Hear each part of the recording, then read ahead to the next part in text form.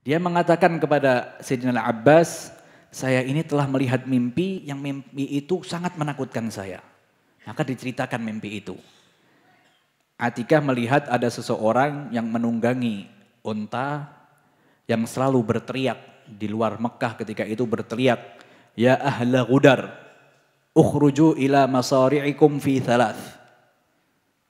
Orang itu mengatakan ya ahla Ghudar. Dia memanggil orang Mekah tapi dengan apa? Katakan ya ahla Ghudar. Arti Ghudar itu apa? Wahai penipu. Wahai orang yang suka penipu. Orang yang suka ingkar janji. Ukhruju ila masari'ikum. Keluarlah kalian ke tempat-tempat kalian akan meninggal. Ke tempat-tempat kalian bertempur. Fi thalath. Artinya apa? 3 hari lagi. Mimpi Sayyidina Atikah seperti itu. Dan setelah orang tersebut di luar kota Mekah mengatakan seperti itu. Masuk kota Mekah juga mengatakan seperti itu. Sampai di gunung, di salah satu gunung di kota Mekah juga menyampaikan seperti itu. Maka orang tersebut mengambil batu dan dilemparkan ke arah kota Mekah. Batu tersebut terpecah-pecah kecil-kecil. Tidak ada rumah yang ada di kota Mekah itu kecuali masuk bekas batu tersebut yang dilemparkan oleh orang itu yang di dalam mimpi Atikah. Maka setelah mendengarkan mimpi tersebut, Sayyidina Abbas mengatakan, jangan kamu sebarkan perkataan ini kepada orang lain.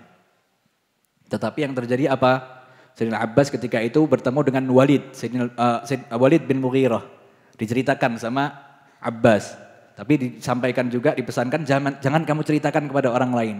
Semua yang menceritakan mengatakan seperti itu, sehingga tersebarlah perkataan itu, mimpi Atikah di antara orang kufar Quraisy semuanya. Di keesokan harinya ketika Sayyidina Abbas bertawaf di Ka'bah, ketika itu biasanya orang kufar Quraisy itu ada tempat duduknya di daerah sana. Biasanya kumpulnya di situ. Ada Abu Jahal di situ. Abu Jahal mengatakan kepada Sayyidina Abbas, wahai Abbas, selesaikanlah tawaf kamu. Setelah selesai kamu ke sini. Setelah diselesaikan tawafnya, Abbas datang.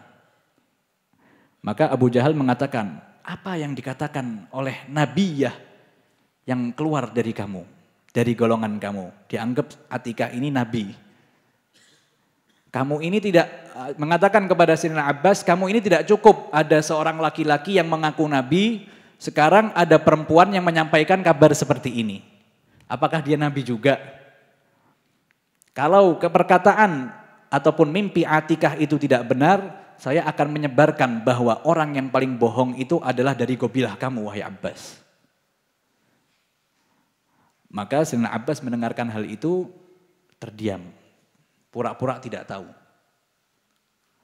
Tetapi setelah kembalinya ke rumahnya, kejadian seperti itu diketahui oleh perempuan-perempuan keluarga Sayyidina Abbas. Perempuan-perempuan tersebut mengatakan, kamu ini dimaki, gobilah kamu ini dimaki, kenapa kamu diam saja? Apakah tidak cukup Rasulullah saja yang dimaki? Perempuan pun sekarang kena makian oleh Abu Jahal. Maka Sayyidina Abbas ketika itu marah, mulai marah. Sayyidina Abbas mengatakan besok. Kalau saya ketemu Abu Jahal, saya akan balas perkataannya. Besoknya itu sudah di hari ketiga. Ketika Sayyidina Abbas seperti biasanya tawaf lagi di Ka'bah dan sekarang ini ingin menuju, tidak perlu disuruh sama Abu Jahal hadir di majelisnya, dia akan menemui Abu Jahal membalas dendam. Tapi ketika melihat Abu Jahal dan Sayyidina Abbas ingin menghampirinya, Abu Jahal lari ketakutan. Tidak berani menghadap Sayyidina Abbas. Karena apa? Karena orang yang di dalam mimpi Atikah itu sudah menyebarkan kabar. Sudah terjadi. Dhamdhan bin Amr yang diperintahkan oleh Abu Sufyan membawa surat dari Abu Sufyan itu sudah sampai, sudah menyebarkan bahwa Rasulullah ingin menghadang dagangan yang dibawa Abu Sufyan, maka keluarlah kalian semua ke tempat peperangan. Sesuai mimpi Atikah.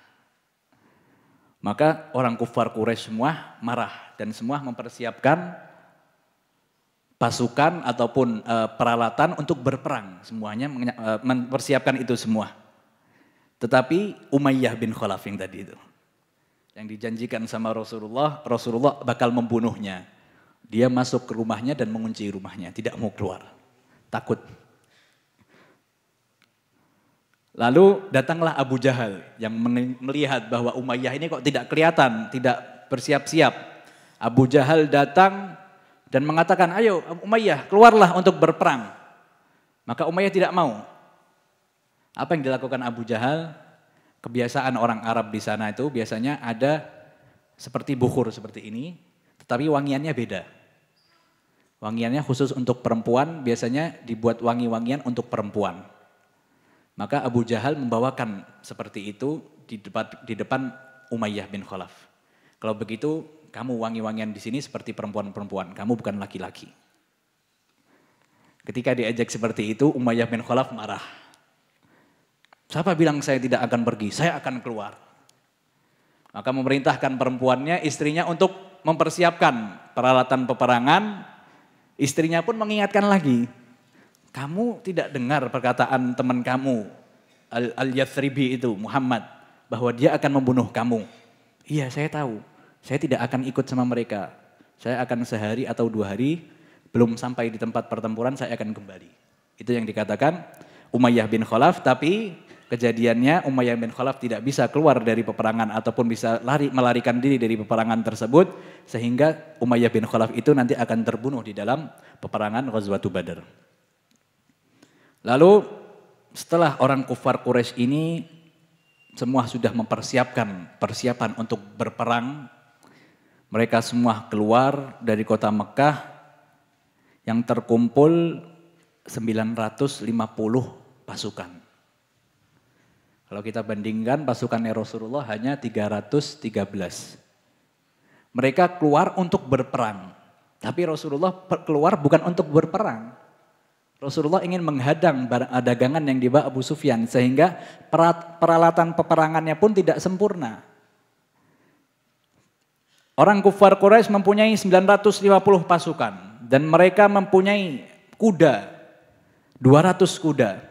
Dan banyak sekali makanan-makanan yang mereka bawa dan juga peralatan-peralatan peperangan yang mereka bawa. Di setiap harinya disebutkan mereka menyembelih onta 9 sampai 10 onta yang mereka sembelih.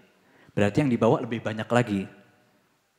Sedangkan Rasulullah SAW ketika itu hanya mempunyai 70 onta. 70 onta bukan buat dimakan ini. 70 onta buat apa? Tunggangan mereka para sahabat. Jumlahnya lebih banyak.